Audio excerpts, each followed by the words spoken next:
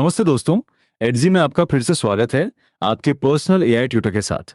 आज हम पढ़ेंगे क्लास 11 हिंदी यानी सीबीएसई क्लास 11 का अध्याय मियां नसीरुद्दीन। ये हमारा एक्सटेंडेड एपिसोड है, लगभग 30 से 60 मिनट का, इसलिए आराम से सुनिए। मैं हूं गौरव और मेरे साथ हैं स्वाति। नोटबुक हो तो पास रख लेना, लेकिन चाहो तो इसे बस सुनकर भी रिवाइज कर सकते हो। जयपुर की अनन्या ने बताया था कि उसे चैप्टर का समरी तो याद था, पर मियां का व्यक्तित्व समझाना मुश्किल लगता था। आज हम हुक, कैरेक्टर, तालीम, हास्य, भाषा और एग्जाम टिप्स सब पर बात करेंगे। और मैं हूँ स्वाति। आज हमारा तरीका थोड़ा अलग रहेगा। केवल समरी सुनकर आगे नहीं बढ़ेंगे, बीच बीच में तुमसे सवाल पूछेंगे, कुछ सेकंड सोचने देंगे और फिर आंसर फ्रेम बनाएंगे। अगर कोई बात तुरंत क्लियर न हो तो परेशान मत होना। अध्याय को छोटे हिस्सों में तोड़कर समझेंगे, जैसे किसी जटिल रेसिपी को स्टेप बाय स्टेप समझते हैं। सबसे पहले लर्निंग मैप। हम देखेंगे कि मियां नसीरुद्दीन को नानबाइयों का मसीहा क्यों कहा गया, लेखिका उनकी दुकान तक क्यों पहुंची, खानदानी हुनर और अनुभव का क्या महत्व है, तालीम का अर्थ क्या है, बादशाह सलामत वाला प्रसंग कैसे आगे बढ़ता है, और अंत में शब्द चित्र तथा भाषा के प्रश्न कैसे लिखने हैं। एक बात शुरू में याद रखो, यह केवल रोटी बनाने वाले व्यक्ति का परिचय नहीं है। ये उस सोच का पाठ है जिसमें पेशा, कला, परिवार की परंपरा और मेहनत एक दूसरे से जुड़े हैं। इसलिए सुनते समय खुद से पूछना, मियाँ अपने काम को सिर्फ कमाई क्यों नहीं मानते? मियां नसीरुद्दीन कृष्णा सोबती के हम हशमत संग्रह से लिया गया शब्द चित्र है। शब्द चित्र का अर्थ है किसी व्यक्ति के व्यक्तित्व, स्वभाव, रूप, रुचियों और व्यवहार को शब्दों के माध्यम से जीवंत बनाना। यहाँ लेखिका केवल घटनाएं नहीं गिनाती, बल्कि बातचीत और छोटे छोटे हाव भाव से मियाँ का पूरा प्रभाव हमारे सामने रखती हैं। कृष्णा सोबती की भाषा की खासियत भी इस पाठ में दिखाई देती है। उनके लेखन में संस्कृतनिष्ठ तत्समता, उर्दू का बांकपन और पंजाबी की जिंदादिली साथ दिखाई देती है। इसीलिए मियाँ की भाषा केवल सूचना नहीं देती, बल्कि उनका अंदाज, आत्मविश्वास और चुटीलापन भी सुनाई देता है।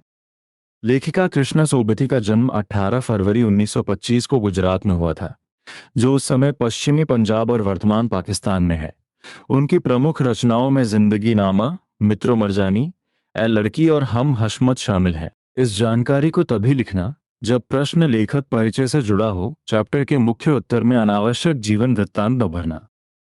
एक सेकंड पॉज करके सोचो, लेखिका ने मियाँ को सीधे प्रशंसा के शब्दों में महान क्यों नहीं बताया?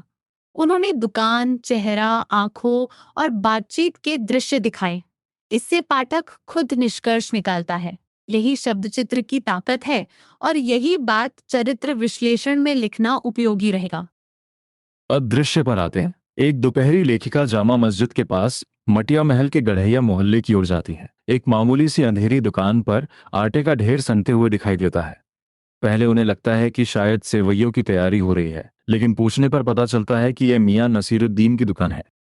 यही पहला कॉन्ट्रास्ट मिलता है। दुकान मामूली और अंधेरी सी है, लेकिन व्यक्ति की पहचान बहुत बड़ी है।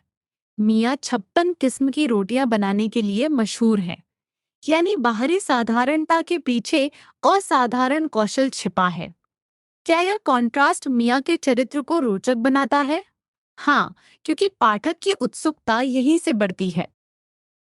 लेखिका अंदर झांकती हैं तो मियां चारपाई पर बैठे बीड़ी का मजा ले रहे हैं। उनका चेहरा मौसमों की मार से पका हुआ है। आंखों में काइयां भोलापन है और पेशानी पर मंजे हुए कारीगर के तेवर। ध्यान दो, एक ही वर्णन में अनुभव, चालाकी, भोलापन और कारीगरी का आत्मविश्वास आ जाता है।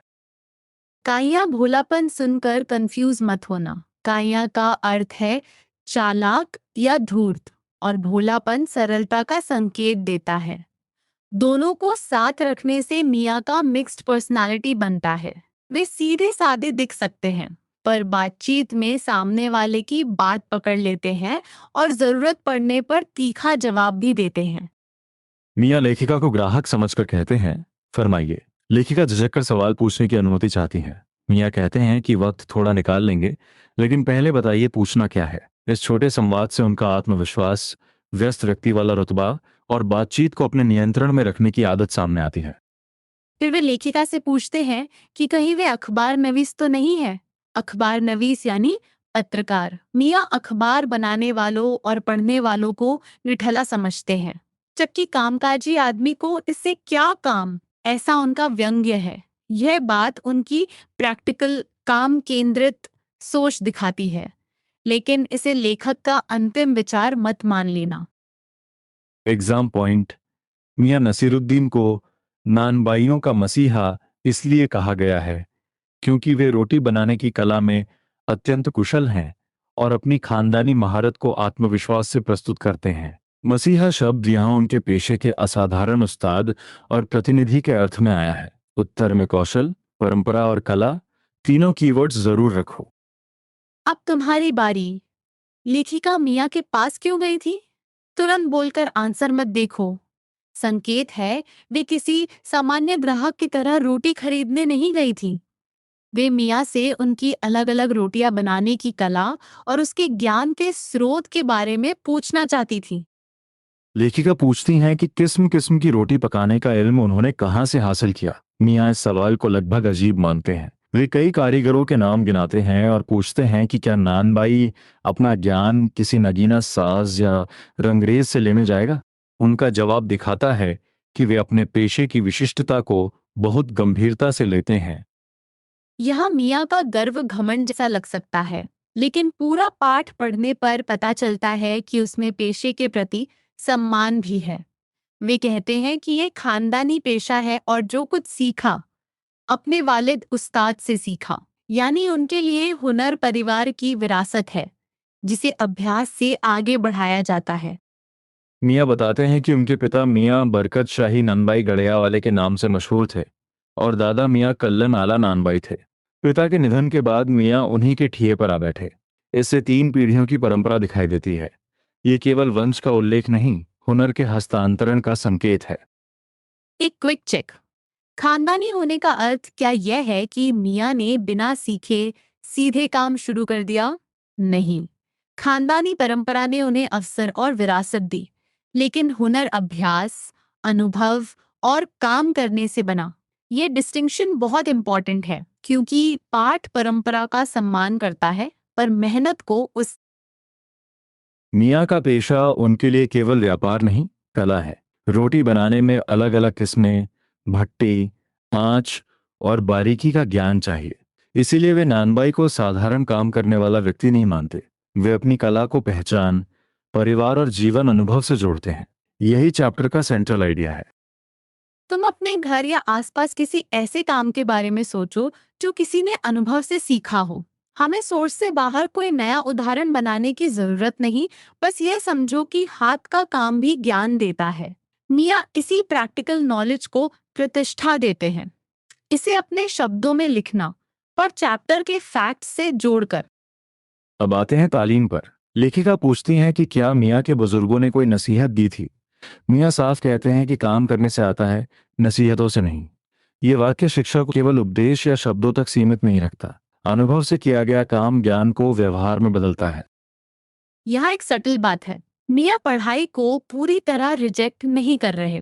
वे उस्ताद और शागिर्द की पढ़ाई का उदाहरण देते हैं, फिर मदरसे की कक्षाओं का। उनका फोकस यह है कि किसी भी बड़े हुनर के पीछे छोटे छोटे शुरुआती काम होते हैं। बिना उन्हें सीखे सीधे महारत नहीं मिलती। उस्ताद बच्चे से अलिफ, बे और जीम कहलवाता है। बच्चा दोहराता है और इस प्रोसेस में शागिर्द धीरे धीरे आगे बढ़ता है। फिर मियाँ मदरसे की कक्षाओं का उदाहरण देते हैं। उनका सवाल है कि शुरुआती कक्षाओं का क्या हुआ। मतलब यह कि आगे की उपलब्धि के पीछे पहले के अभ्यास छिपे होते हैं। मियाँ फिर बहुत कॉन्क्रीट उदाहरण देते हैं। अगर हम बर्तन धोना न सीखते, भट्टी बनाना न सीखते और भट्टी को आंच देना न सीखते तो क्या सीधे नानबाई का हुनर सीख जाते? तुम्हारा आंसर क्या आ रहा है? बिल्कुल नहीं। यही उनके वाक्य तालीम का प्रैक्टिकल अर्थ खोलते हैं। तालीम का अर्थ है सीखने की पहली और बुनियादी तैयारी। किसी काम के मुख्य कौशल तक पहुंचने से पहले उससे जुड़े छोटे कार्य, अनुशासन और प्रक्रियाएं सीखनी पड़ती हैं। दूसरी बार आया तालीम शब्द केवल पढ़ाई नहीं, बल्कि प्रशिक्षण और व्यवहारिक अभ्यास की ओर संकेत करता है। इसलिए यदि पूछा जाए कि तालीम शब्द 2 बार क्यों आया है, तो लिखोगे पहले तालीम से सामान्य शिक्षा या सीखने की प्रक्रिया, और दूसरे तालीम से किसी कार्य के लिए जरूरी प्रारंभिक प्रशिक्षण और अनुभव का अर्थ निकलता है। दूसरी जगह प्रशिक्षण, अभ्यास या बुनियादी सीख जैसे शब्द रखे जा सकते। मियाँ खोमचा लगाने के दिनों का भी उल्लेख करते हैं। वे कहते हैं कि अगर उन्होंने खोमचा न लगाया होता तो आज यहाँ बैठे होते क्या। इसका मतलब है कि उनके जीवन में शुरुआती संघर्ष और छोटे काम भी आगे की पहचान की नींव बने। हुनर अचानक नहीं आया, रास्ते में कई स्टेजेस थी। यहाँ एक कॉमन मिस्टेक पकड़ते हैं। कुछ विद्यार्थी लिख देते हैं कि मियाँ केवल पारिवारिक विरासत को महत्व देते हैं। ये अधूरा है। वे विरासत का सम्मान करते हैं, पर खोमचा, बर्तन, भट्टी और आर्ट जैसे कामों से मिली प्रैक्टिकल लर्निंग को भी उतना ही जरूरी मानते हैं। अब तक हम फर्स्ट मेजर आइडिया कवर कर चुके हैं। असली हुनर अनुभव से आता है। नोटबुक में 3 शब्द लिख लो: परंपरा, अभ्यास, अनुभव। आगे के हर प्रसंग को इन तीनों से जोड़कर देखेंगे। यही एक्टिव रिकॉल है, कहानी सुनते हुए कॉन्सेप्ट का ढांचा अपने दिमाग में बनाना। मियाँ की बातचीत में हास्य बहुत नेचुरल है। वे गंभीर सवाल का जवाब कभी उल्टे सवाल से देते हैं, कभी शब्दों को पकड़ लेते हैं और कभी लेखिका की जिज्ञासा पर हल्की खिल्ली उड़ाते हैं। इसलिए पाठ पढ़ते समय केवल फैक्ट्स मत खोजो, डायलॉग का टोन भी देखो। टोन से पर्सनालिटी और ह्यूमर दोनों खुलते हैं। उदाहरण के लिए, जब लेखिका बादशाह का नाम जानना चाहती हैं, मियाँ कहते हैं कि नाम लिख लेने से क्या होगा, क्या बादशाह को चिट्ठी भेजनी है। यहाँ वे प्रश्न की बारीकी पर व्यंग्य कर रहे हैं। उनका मानना है कि बादशाह के यहाँ काम करने की बात ही पर्याप्त है। नाम पते की औपचारिकता उन्हें निरर्थक लगती है। एक और रोचक बात है रोटी और झूठ का संबंध। लेखिका कहावत की सच्चाई पर सवाल उठाती है। मियाँ तुरंत कहते हैं कि रोटी आंच से पकती है, झूठ से नहीं। यह जवाब हास्यपूर्ण है, क्योंकि वे कहावत को शाब्दिक रूप में पकड़ लेते हैं, साथ ही अपने पेशे की वास्तविकता पर जोर देते। लेखिका भी केवल जानकारी लेने वाली निष्पक्ष आवाज नहीं है। वे मजा लेने के लिए टोका करती हैं, सवाल को आगे बढ़ाती हैं और मियाँ की बातों को कभी कभी चुनौती देती हैं। इस बातचीत से पाठ जीवंत बनता है। शब्द चित्र में संवाद का प्रयोग चरित्र को सीधे दिखाने का प्रभावी तरीका बन जाता है। एक सेकंड पॉज करके बताओ, मियाँ की रुखाई क्या हमेशा कठोरता है? नहीं, कई जगह वह आत्मसम्मान, थकान, अधीरता या अपने काम में डूबे रहने का परिणाम लगती है। अंत में जब वे पुराने कद्रदानों को याद करते हैं तो उसी रुखे व्यक्ति के भीतर नॉस्टैल्जिया और उदासी भी दिखाई देती है। एग्जाम में हास्य और व्यंग्य पर प्रश्न आए तो केवल ये मत लिखना कि पाठ मजेदार है। लिखो कि संवादों में मियाँ की चुटेली प्रतिक्रियाएं, उल्टे सवाल, शब्दों की पकड़ और लेखिका के साथ उनकी नोकझोंक हास्य पैदा करती है। इसी के साथ उनका आत्मसम्मान और पेशे पर गर्व भी व्यक्त होता है। एडजी में ऐसे एग्जैक्ट डाउट्स को सवालों में तोड़कर देखना यूजफुल हो सकता है। जैसे पहले पूछो कि संवाद क्या दिखाता है, फिर पूछो कि टोन कैसा है, और अंत में पूछो कि इससे कैरेक्टर पर क्या असर पड़ता है। इससे रेडीमेड लाइन रटने के बजाय रीजनिंग से आंसर बनता है। अब बादशाह सलामत वाला प्रसंग। मियाँ बताते हैं कि उनके बुजुर्गों से बादशाह ने कोई नई चीज बनाने को कहा था जो न आग से पके और न पानी से बने। मियाँ कहते हैं कि ऐसी चीज बनी भी और बादशाह ने खूब खाई और सराही, लेकिन वे उस पकवान का नाम बताने से साफ मना कर देते हैं। यहाँ विद्यार्थी अक्सर सोर्स से बाहर जाकर उस पकवान का अनुमान लगाने लगते हैं। ऐसा मत करना। पाठ में मियाँ जानबूझकर उसे नहीं बताते। एग्जाम आंसर में भी यही लिखना पर्याप्त है कि वे अपने खानदानी कौशल और बुजुर्गों के अद्भुत कर्तव्य पर गर्व करते हैं और रहस्य खोलना नहीं चाहते। मियाँ कहते हैं कि खानदानी नानबाई कुएं में भी रोटी पका सकता है। ये कथन उनकी कला की असाधारण क्षमता को बढ़ा चढ़ाकर पर मजेदार अंदाज में प्रस्तुत करता है। मियाँ के लिए ये कहावत उनके बुजुर्गों के कर्तव्य पर पूरी उतरती है, इसीलिए उनका गर्व केवल निजी नहीं, पारिवारिक भी है। फिर लेखिका पूछती है कि बुजुर्ग किस दिल्ली के बादशाह के यहाँ काम करते थे। जब वे बहादुर शाह जफर का नाम लेने की कोशिश करती हैं, मियाँ चिढ़ जाते हैं। उन्हें लगता है कि लेखिका एक ही बात को बार बार अलग तरीके से पूछ रही हैं। यही कारण है कि बादशाह के नाम का प्रसंग आते ही उनकी दिलचस्पी कम होने लगती है। एग्जाम फ्रेम सुनो। मिया की दिलचस्पी इसलिए खत्म हुई क्योंकि लेखिका उनके बताए हुए तथ्य से संतुष्ट नहीं हुई और बादशाह का निश्चित नाम जानने पर अड़ गईं। मिया के लिए यह अनावश्यक बाल की खाल निकालना था। वे अपने काम और अनुभव की बात करना चाहते थे, ऐतिहासिक नाम पते की नहीं। अब मैं थोड़ा डिसएग्री करूंगी गौरव। क्या ये भी नहीं हो सकता कि मियाँ अपने बुजुर्गों की शाही पहचान को लेकर संवेदनशील थे? सोर्स सीधे ये नहीं कहता, इसलिए इसे निश्चित कारण नहीं लिखेंगे। लेकिन उनके चिढ़ने और विषय बदलने से इतना जरूर पता चलता है कि वे सवालों की दिशा से असहज हो गए थे। बिल्कुल, यह रिस्पॉन्सिबल इंटरप्रिटेशन है। उत्तर में सोर्स ग्राउंडेड बात पहले रखो और अनुमान को तथ्य मत बनाओ। मिया की प्रतिक्रिया से उनकी अधीरता, आत्मसम्मान और निजी सीमा का सम्मान करने की इच्छा दिखाई देती है। लेखिका भी अंततः समझती हैं कि हर प्रश्न पूछना जरूरी नहीं होता। अच्छा, रिकॉल चेक। बादशाह वाले प्रसंग में 3 बातें क्रम से बोलो। पहला, नई चीज बनाने की चुनौती। दूसरा, मियाँ का उसे न बताना। तीसरा, बादशाह के नाम पर उनका चिढ़ जाना। अगर ये 3 स्टेप्स याद हैं, तो पूरा प्रसंग आंसर में आसानी से रीबिल्ड कर सकते हो। अब भट्टी और रोटियों की ओर लौटते हैं। मियाँ 56 किस्म की रोटियां बनाने के लिए मशहूर है। आगे वे बाकरखानी, शीरमाल, ताफ्तान, बेसनी, खमीरी, रुमाली, गाव, दीदा, गाजिबान और तुर्की जैसे नाम गिनाते हैं। सूची का उद्देश्य केवल नाम बताना नहीं, उनकी विविधता और महारत दिखाना है। रुमाली के बारे में पाठ में बताया गया है कि वह रुमाल की तरह बड़ी और बहुत पतली रोटी होती है। तुर्की को मियाँ पापड़ से भी अधिक महीन बताते हैं। इन डिस्क्रिप्शन से पता चलता है कि मियाँ केवल नाम नहीं जानते, वे रोटियों की बनावट और बारीकी को महसूस करते हैं। मियाँ की भाषा में रोटी पकाना लगभग कला का प्रदर्शन है। वे भट्टी, आंच और महीनपन के संदर्भ में बोलते हैं। सोर्स ये भी बताता है कि रोटी बनाने में बारीकी और धैर्य चाहिए। इसलिए आंसर में तकनीकी कौशल के साथ संवेदना, अनुभव और धैर्य का उल्लेख करना अधिक कंप्लीट रहेगा।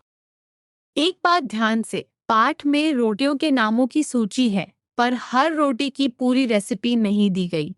इसलिए इंग्रेडिएंट्स या बनाने की इन्वेंटेड विधि मत लिखना। अगर प्रश्न पकवानों को जाने पर हो, तो पाठ में आए नामों की सूची बनाओ और जानकारी प्राप्त करने का निर्देश लिखो। पर सोर्स से बाहर फैक्ट जोड़ने से बचो। मियाँ कारीगरों को केवल शागिर्द नहीं कहते। वे बताते हैं कि उन्हें गिनकर मजूरी देते हैं, आटे और मैदे के लिए अलग दर बताते हैं। इससे उनके व्यावसायिक व्यवहार और काम करने वालों के साथ जिम्मेदारी का एक पक्ष सामने आता है। मियाँ कला के उस्ताद हैं, पर दुकान चलाने वाले कामकाजी व्यक्ति भी हैं। यहाँ एक छोटा सवाल, बब्बन मियाँ कौन है? वे मियाँ के कारीगर हैं। जब मियाँ भट्टी सुलगाने को कहते हैं, तो पता चलता है कि दुकान में काम बांटा हुआ है। इस डिटेल को कैरेक्टर आंसर में तभी लाओ जब तुम मियाँ के पेशेवर और प्रबंधकीय पक्ष को दिखाना चाहो। मियाँ की उम्र भी संवाद में आती है। वे कहते हैं कि वे 70 के हो चुके हैं और उनके वालिद 80 की उम्र में गए। इस प्रसंग से जीवन की अस्थिरता और समय का एहसास आता है। फिर भी वे अपने काम, स्मृतियों और बातचीत में जीवंत बने रहते हैं। अंत में मियाँ कहते हैं कि वे जमाने उतर गए और वे कद्रदान भी चले गए जो पकाने खाने की कद्र जानते थे। यह लाइन केवल पुराने समय की शिकायत नहीं है, इसमें अपने हुनर के सम्मान में कमी महसूस करने की उदासी है। रोटी अब निकालो, मिलो और हजम करो। यह तेज उपभोक्तावादी रवैये पर टिप। अब पूरे शब्द चित्र को जोड़ते हैं। नसीरुद्दीन अनुभवी, कुशल, आत्मसम्मानी और अपने पेशे पर गर्व करने वाले व्यक्ति हैं। वे चुटीले और कभी कभी रूखे हैं, लेकिन भीतर से स्मृतियों और परंपरा से जुड़े हुए हैं। वे ज्ञान को केवल बातों में नहीं, काम की प्रक्रिया और लगातार अभ्यास में देखते हैं। मियाँ की भारी छवि भी मत भूलना। मौसमों की मार से पका चेहरा उनके लंबे अनुभव की ओर संकेत करता है। आंखों में काइयां, भोलापन उनकी जटिल पर्सनालिटी दिखाता है। पेशानी पर करियर के तेवर उनके आत्मविश्वास को सामने लाते हैं। चरित्र चित्रण में बाहरी रूप और व्यवहार को साथ लिखोगे तो उत्तर प्रभावी बनेगा। मियाँ की रुचि और स्वभाव भी संवादों से उभरते हैं। वे अपने पूर्वजों की उपलब्धियों को याद करते हैं, अपने पेशे की बारीकियों पर गर्व करते हैं और बेकार की पूछताछ से परेशान हो जाते हैं। उनकी भाषा में आत्मविश्वास, तंज और अनुभव की गर्मी है। इसी कारण वे पाठक के लिए अमिट चरित्र बन जाते हैं। पाठ का संदेश भी यहीं से निकलता है। असली शिक्षा मेहनत और अनुभव से आती है। किसी भी पेशे को प्रेम, समर्पण और जिम्मेदारी से किया जाए तो वह कला का रूप ले सकता है। यह संदेश केवल नानबाई के काम तक सीमित नहीं, सोर्स का फोकस यही है कि अपने कार्य को गंभीरता से। क्या मियाँ केवल अतीत में हैं? पूरी तरह नहीं। वे खानदानी परंपरा को महत्व देते हैं, लेकिन अपने जीवन के संघर्ष, खोमचे के दिनों और वर्तमान दुकान की व्यवस्था का भी उल्लेख करते हैं। इसलिए उनका चरित्र परंपरा और बदलते समय के बीच खड़ा दिखाई देता है। इसे लिखते समय अतिशयोक्ति से बचना। अब तुम्हारा मिनी चैलेंज। मियाँ के 3 गुण चुनो और हर गुण के साथ पाठ का एक प्रसंग जोड़ो। जैसे कुशलता के साथ 56 किस्म की रोटियां, अनुभव के साथ पिता से सीखा हुनर और आत्मसम्मान के साथ बादशाह के नाम पर उनकी प्रतिक्रिया। प्रसंग के बिना गुणों की लिस्ट अधूरी रहती है। अब वोकैबुलरी। नानबाई यानी तरह तरह की रोटी बनाने और बेचने वाला। इल्म का अर्थ ज्ञान या विद्या। वालिद का अर्थ पिता। नसीहत का अर्थ सीख या शिक्षा। और शागिर्द का अर्थ शिष्य। इन शब्दों का अर्थ याद करते समय उन्हें चैप्टर के प्रसंग से जोड़ो। आइसोलेटेड लिस्ट जल्दी भूल जाती है। कुछ और शब्द: पेशानी यानी माथा, अखबार नवीस यानी पत्रकार, खुराफात यानी शरारत, मरहूम यानी जिसकी मृत्यु हो चुकी हो, मोहलत यानी किसी काम के लिए मिला समय, और मजमून यानी विषय या मामला। 1 सेकंड पॉज करके इनमें से कोई 4 शब्द अपने मन में वाक्य में इस्तेमाल करो। पाठ में कई विशेष अभिव्यक्तियां हैं। पंच हजारी अंदाज से सिर हिलाना, आंखों के कंचे फेर देना, खिए पर आ बैठना और बिटर बिटर देखना। इनका अर्थ शब्दशः नहीं, प्रसंग के अनुसार समझना चाहिए। ये एक्सप्रेशंस मियाँ और लेखिका के संवाद को जीवंत बनाते हैं और भाषा की स्थानीय रंगत बढ़ाते हैं। बिटर बिटर देखना देखने के एक खास तरीके को बताता है। इसका भाव लगातार या तीखी निगाह से देखने जैसा है, लेकिन आंसर में कोई नया साहित्यिक अर्थ गढ़ने की जरूरत नहीं। प्रश्न का उद्देश्य यह दिखाना है कि हिंदी में क्रिया विशेषण देखने की शैली और भाव को अधिक प्रिसाइज बना सकते हैं। शब्द क्रम भी ध्यान देने योग्य है। मियाँ मशहूर हैं। 56 किस्म की रोटियां बनाने के लिए का सामान्य क्रम होगा। मियाँ 56 किस्म की रोटियां बनाने के लिए मशहूर है। निकाल लेंगे वक्त थोड़ा का सामान्य क्रम। थोड़ा वक्त निकाल लेंगे। यहाँ बदला हुआ क्रम अर्थ पर बल देता है और मियाँ के बोलने का अंदाज बनाए रखता है। इसी तरह दिमाग में चक्कर काट गई है, बात का सामान्य क्रम है। एक बात दिमाग में चक्कर काट गई है। रोटी जनाब पकती है, आँच से का सामान्य क्रम है। रोटी आँच से पकती है। लेखक ने क्रम बदलकर आँच और बात जैसे शब्दों पर विशेष बल दिया है। ये भाषा की अभिव्यंजना समझने का अच्छा उदाहरण है। अब अभ्यास प्रश्नों की आंसर स्ट्रैटेजी। मियाँ को नानबाइयों का मसीहा क्यों कहा गया? उत्तर में उनकी 56 किस्म की रोटियां बनने की प्रसिद्धि, खानदानी महारत और पेशे को कला मानने की दृष्टि लिखो। केवल ये लिखना कि वे अच्छे नानबाई थे पर्याप्त नहीं होगा, कारण और प्रमाण दोनों चाहिए। दूसरा प्रश्न: लेखिका मियाँ के पास क्यों गई थी? वे मटिया महल की ओर जाते हुए उनकी दुकान तक पहुंची और उनकी रोटी बनाने की कला तथा ज्ञान के स्रोत के बारे में पूछना चाहती थी। उत्तर को 2 पार्ट्स में रखो: वहां पहुंचने का प्रसंग और पूछताछ का उद्देश्य। इससे जवाब सीधा और कंप्लीट रहेगा। तीसरा प्रश्न बादशाह के नाम पर है। मियाँ ने पहले अपने बुजुर्गों और शाही बावर्ची खाने का प्रसंग बताया, लेकिन लेखिका बार बार निश्चित नाम जानना चाहती रही। मियाँ को लगा कि बात को अनावश्यक रूप से खींचा जा रहा है, इसलिए उनकी दिलचस्पी खत्म हुई और वे लेखिका से छुटकारा पाने के लिए काम की ओर मुड़ गए। चौथा प्रश्न दबे हुए अंधड़ वाला है। इससे पहले लेखिका मियाँ के परिवार, बच्चों और निजी जीवन के बारे में पूछने का विचार करती हैं, लेकिन उनके चेहरे पर किसी गहरी दबे हुए भाव की आहट देखकर रुक जाती हैं। इसके बाद वे केवल कारीगरों और शागिर्दी की बात करती हैं। उत्तर में इस पहले और बाद के प्रसंग को जोड़ना जरूरी है। पांचवा प्रश्न पूछता है कि लेखिका ने मिया का शब्द चित्र कैसे खींचा। यहाँ बाहरी रूप जैसे पका चेहरा और कारीगर के तेवर, व्यवहार जैसे रुखाई और आत्मविश्वास, संवाद जैसे उल्टे सवाल और रुचि जैसे रोटियों की बारीकी, इन सबको जोड़ना है। शब्द चित्र सीधे वर्णन और बातचीत दोनों से बनता है। पाठ के आसपास का प्रश्न पारंपरिक व्यवसायों से जुड़ा है। लोग आज अपने पारंपरिक व्यवसाय क्यों नहीं अपना रहे? इस पर उत्तर लिखते समय सोच से जुड़ी धुरी रखो। समय बदल रहा है, पेशों के प्रति दृष्टिकोण बदल रहे हैं और लोग नए विकल्प चुनते हैं। फिर यह भी लिख सकते हो कि मियाँ परंपरा और हुनर के सम्मान का उदाहरण है। अखबार की भूमिका वाले प्रश्न में मियाँ की राय और व्यापक भूमिका को अलग रखना। मियाँ अखबार नवीसों को खोजियों की खुराफात मानते हैं और कामकाजी जीवन से दूर समझते हैं, पर प्रश्न हमें अखबार की भूमिका पर टिप्पणी करने को कहता है। इसलिए मियाँ के व्यंग्य को पहले बताओ और फिर अखबार के सामाजिक महत्व पर अपनी विवेकपूर्ण टिप्पणी दो।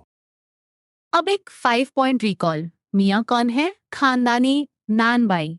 उनका मुख्य विश्वास क्या है? काम करने से हुनर आता है।